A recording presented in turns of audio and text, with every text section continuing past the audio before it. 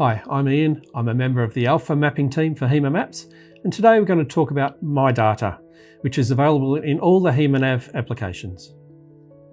My Data is the second icon on the bottom of the screen. So in the overview section, it shows we have two options. We have the Hema Nav GPX files and we have the Hema Nav waypoints. Hema Nav waypoints is a feature that will be available soon. Hema Nav GPX files are available now.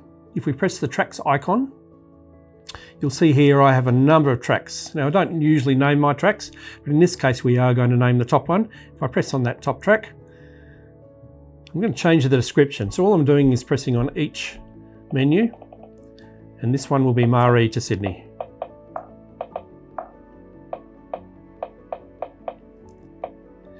I'm going to save that track by its name. And you can see there the name's changed in the listing.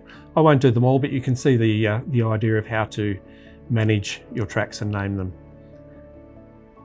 As I mentioned, waypoints is a feature that's coming very soon, and there'll be more features added as this software is developed further. Thanks for watching. I hope you've gained some valuable knowledge, and you can learn more by visiting hemamaps.com.